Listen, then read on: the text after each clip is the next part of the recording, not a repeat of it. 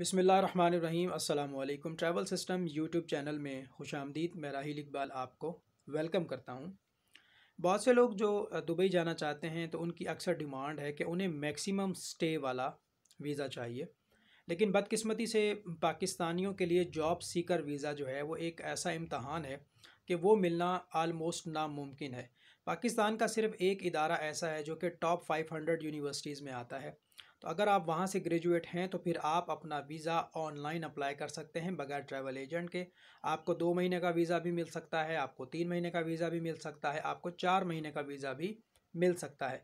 लेकिन जैसे मैंने आपको बताया 99.9% ऐसे इदारे हैं, ऐसे यूनिवर्सिटीज़ हैं जो कि यूएई के क्राइटेरिया पर नहीं आती और वो दुनिया की टॉप 500 यूनिवर्सिटीज़ में शामिल नहीं हैं। तो बदकिस्मती से जो हमारे पाकिस्तानी हैं वो जॉब सीकर्स वीज़े से महरूम है। जॉब सीकर वीज़ा जो है एक बड़े दौरानिए का वीज़ा है। 2 महीने, 3 महीने, 4 महीने तक उस पर आप स्टे कर सकते हैं। वो डिफरेंट वीज़ा कैटेगरी है और बगैर एजेंट के आप वो अप्लाई कर सकते हैं। उस पर भी मैंने एक वीडियो बनाया था, आप मेरे चैनल में देख सकते हैं। अब सवाल ये है कि अगर कोई शख्स जाना चाहता है, पढ़ा लिखा है या अनपढ़ है, तो वो कैसे जाएगा? उसका बड़ा सिंपल तरीका है भाई, वो जाएगा ट्रैवल एजेंट से वीज़ा लेके। ठीक है, मिसाल के तौर पे मैं एक ट्रैवल एजेंट हूँ, मेरे पास लोग आते हैं, उसमें पढ़े लिखे भी हैं और जॉब की तलाश में जाने वाले भी हैं, लेबर कैटेगरी भी है। वो चाहते हैं जी हमें वीज़ा मिल जाए। तो 1 महीने का वीज़ा है और 2 महीने का वीज़ा है फ़िलहाल, 3 महीने का वीज़ा नहीं है। सिर्फ जो नॉर्मल वीज़ा एजेंट प्रोसेस करेगा, जिसको टूरिस्ट वीज़ा कहते हैं। Please keep in mind there is a difference between job seeker visa and tourist visa. Job seeker visa is specialized for the people who are going for hunt a job.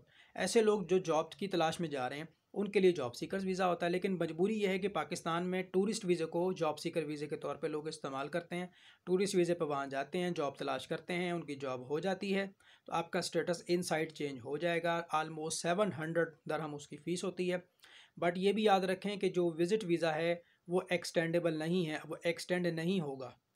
और बहुत से लोग वहाँ से Oman जा रहे हैं, Oman में जाने के बाद वो स्टक हो रहे हैं, क्योंकि जैसे ही आप यूएई से एग्ज़िट करते हैं, ओमान पहुँचते हैं कि यार मेरा वीज़ा निकल आएगा और मैं दोबारा से चला जाऊँगा। तो आजकल पाकिस्तानियों के वीज़े जो है वो प्रोसेस जो बहुत कम हो रहे हैं और अप्रूवल्स नहीं आ रही। तो अब ये है कि अगर आप यूएई में हैं 1 महीने के वीज़े पे या 2 महीने के वीज़े पे, तो जैसे ही आपका वीज़े का टाइम पूरा होगा और नेक्स्ट डे से आप पर जुर्माना लगना शुरू हो जाएगा।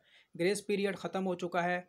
अगर आपके वीज़े में टाइम ख़त्म हो गया है तो पहले दिन का फ़ाइन होगा 50 दरहम और ये फिर बढ़ता जाएगा 50 50 50 करके, जितने दिन आप ओवरस्टे होंगे ये जमा होता जाएगा। तो नंबर एक कि अगर आपने वीज़ा एक्सटेंड करना है तो आपके पास एक ही ऑप्शन है कि टाइम से पहले पाकिस्तान आ जाएं, दोबारा वीज़ा लेके दोबारा चले जाएं। आपने ये गलती नहीं करनी कि वीज़ा ख़त्म हो रहा है तो आपने एजेंट से ओमान का पैकेज लिया, बस के ज़रिए चले गए, B2B यानी कि बस टू बस, और A to A airport to airport. Airport to airport जाएंगे, वहाँ जाके फंस जाएंगे, वीज़ा अगर ना निकला तो वहीं बैठे रहेंगे, वहाँ से फिर पाकिस्तान आना पड़ेगा। तो मेरा मशवरा ये है कि अगर किसी का वीज़ा ख़त्म हो रहा है 1 महीने का या 2 महीने का, तो उसको क्या करना है कि ओवर स्टे नहीं करना, फ़ौरन से पहले टिकट करवा के पाकिस्तान आ जाए और फिर नया वीज़ा लेके चला जाए। अगर आप ओवर स्टे हो जाएंगे तो आपको फ़ाइन भी पे करना होगा, और अगर आपने वापस आना है तो वापस आते वक्त आपको आउट पास लेना पड़ेगा 300 दरहम का। फ़र्ज़ कर रहे हैं कि आपको 10 दिन ओवर स्टे हो गया है तो 50 दरहम योमिया के हिसाब से जो फ़ाइन बनेगा वो 500 दरहम बनेगा, और आउट पास की जो कीमत है वो 300 दरहम है। तो जॉब सीकर वीज़ा पाकिस्तानियों के लिए नहीं है, टूरिस्ट वीज़ा कैटेगरी है, उसी में जाना है, जॉब तलाश करनी है। जब जॉब मिल जाएगी आपको, तो जॉब लेने के बाद फिर आप जॉब तलाश करें, अगर जॉब मिल जाती है तो आपका स्टेटस चेंज हो जाएगा इनसाइड। लेकिन जो उसकी फ़ीस है 700 रियाल, वो कंपनी मुमकिन है पे कर दे या फिर वो आपसे कहे कि आप पे कर दें। तो एक तो मैंने आपको बता दिया कि ओमान जो लोग जा रहे हैं वो ये गलती ना करें, क्योंकि जब वहाँ आप जाएंगे इस बात की कोई गारंटी नहीं है, इस बात की कोई ज़मानत नहीं है कि आपके एग्ज़िट करते ही आपका नया वीज़ा फ़ौरन निकल आएगा। बाज़ औक़ात इसमें 2 दिन भी लग जाते हैं, बाज़ औक़ात इसमें 24 घंटे भी लग जाते हैं। तो इतना पैसा हो आपके पास कि वहाँ पे आप सर्वाइव कर सकें। तो बेहतर ये है कि वीज़ा ख़त्म होने से पहले आप एग्ज़िट करें, पाकिस्तान आ जाएँ और फिर नया वीज़ा लेकर चले जाएँ। इसके अलावा अगर कंपनी कहती है कि हम आपको वीज़ा देते हैं, आप एग्ज़िट कर लें, आपका वो वीज़ा भेजेंगे, एम्प्लॉयमेंट वीज़ा, उसे आपने पाकिस्तान से प्रोटेक्ट करवाना है, ब्यूरो ऑफ़ इमिग्रेशन के ऑफ़िस से। वो प्रोटेक्ट करवा के आप ट्रैवल करेंगे। तो ये कुछ इन्फॉर्मेशन थी। एक तो ओवर स्टे नहीं होना और पर डे फ़ाइन 50 दरहम है। और अगर इन केस इस ये भी होता है कि बहुत से जो एजेंट हैं पाकिस्तान में, जब आप किसी एजेंसी पे जाते हैं तो वो आपसे गारंटी मांगते हैं। उसकी वजह ये है कि अगर वो आपको वीज़ा दे दें और आप वहाँ जाके ओवरस्टे हो जाएं तो कंपनी पर फ़ाइन होता है, कंपनी की आईडी ब्लॉक हो जाती है, कंपनी का जो वीज़ा सिस्टम है वो सारे का सारा रुक जाता है। तो कंपनी अपने आप को क्लियर करने के लिए आप पर एब्सकॉन्डिंग फाइल कर देती है, यानी आपको मफरूर डिक्लेयर कर देती है।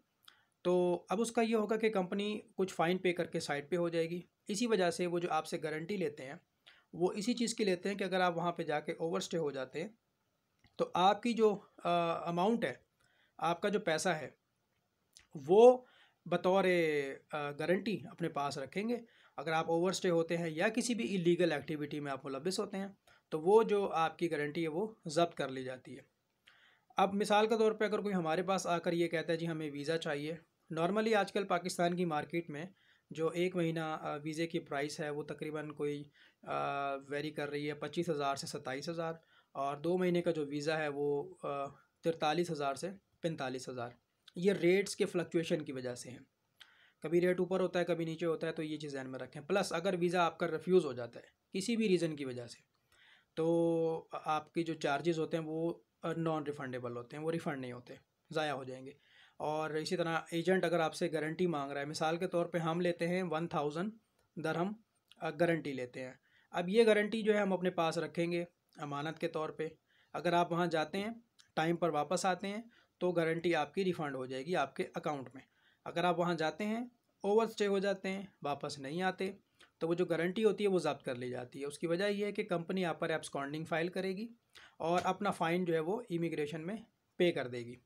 अब इम्पोर्टेंट चीज़ ये है कि आपके साथ क्या होगा अगर कंपनी ने आपको एब्सकॉन्ड कर दिया, एब्सकॉन्डिंग लगा दी, तो आप ब्लैक लिस्ट हो जाएंगे। अब ना तो आपका स्टेटस चेंज होगा, ना ही आप एग्ज़िट कर पाएंगे, तो आपको डिपोर्ट किया जाएगा। ताहयात बैन लगा के लाइफ टाइम आपको बैन कर देंगे और ब्लैक लिस्ट करके आपको डिपोर्ट कर देंगे। फ़ाइन भी पे कर आपको करना पड़ेगा, आउट पास भी आपको लेना होगा, तो बहुत नुकसान होगा आपका। फ़ाइन भी पे करना पड़ेगा, ब्लैक लिस्ट भी हो जाएंगे, नेक्स्ट टाइम आपका वीज़ा भी नहीं लगेगा। तो इन तमाम चीज़ों को आपने इग्नोर करना है और कोशिश करनी है कि ये नौबत ना आए। ठीक है। बहुत से लोग जाते हैं 2 दिन 4 दिन 5 दिन वो ओवर स्टे हो जाते हैं और कंपनी जॉब भी दे देती है, तो वो पहले फ़ाइन पे करेंगे फिर आपका स्टेटस चेंज होगा। अगर आप फ़ाइन पे नहीं करेंगे तो बेशक आपको कंपनी जॉब ऑफ़र कर रही हो, आपका चेंज स्टेटस नहीं होगा। फ़ाइन पे करना ज़रूरी है। अब बहुत से लोगों के ऊपर 5,000 10,000 20,000 30,000 दरहम फ़ाइन हो जाता है। अब जाहिर सी बात है वो इतना हैवी अमाउंट का फ़ाइन पे नहीं कर सकते। तो एमनेस्टी स्कीम आती है वक्फे वक्फे से, कुछ सालों में यूएई के जो गवर्नमेंट है वो एमनेस्टी स्कीम निकालती है। उसमें क्या होता है कि जुर्मानों को आलमोस्ट माफ़ किया जाता है या कम कर दिया जाता है, रिड्यूस कर दिया जाता है। वो फ़ाइन आप पे करते हैं। फ़र्ज़ करें एक आदमी के ऊपर 5,000 दरहम का फ़ाइन है, तो उसने एप्लीकेशन दिया, उसका फ़ाइन कम हो गया, रिड्यूस हो गया, वो फ़ाइन 5,000 से 1,500 पे आ गया। 1,500 आपने पे करना है, ये मैंने एक एग्जांपल दी है। उसके बाद आपने आउट पास लेना है और उसके बाद ट्रैवल करना। लेकिन जो बंदे ओवर स्टे हो जाते हैं, एमनेस्टी स्कीम में फ़ाइन पे करके डिपोर्ट होकर आते हैं, वो ब्लैक लिस्ट है, उनका वीज़ा फिर कभी भी नहीं लगेगा, चाहे वो एम्प्लॉयमेंट वीज़ा हो या विज़िट वीज़ा हो। इन सारी चीज़ों से आपने बचना है। और यही रीज़न है कि पाकिस्तान में जो एजेंट हैं वो गारंटी मांगते हैं कि आप हमें कैश गारंटी दें कि आप टाइम पर वापस आएंगे, अदरवाइज़ वो जो है वो, अब हर एजेंट डिफरेंट गारंटी लेता है, कोई 1,000 दरहम की लेता है, कोई 2,000 दरहम लेता है, कोई 5,000 दरहम लेता है, क्योंकि ये उसकी मजबूरी है। ठीक है। उम्मीद करता हूँ ये इन्फॉर्मेटिव वीडियो आपको पसंद आएगी। वीडियो को लाइक करें, चैनल को सब्सक्राइब करें। टेक केयर, अल्लाह हाफिज़।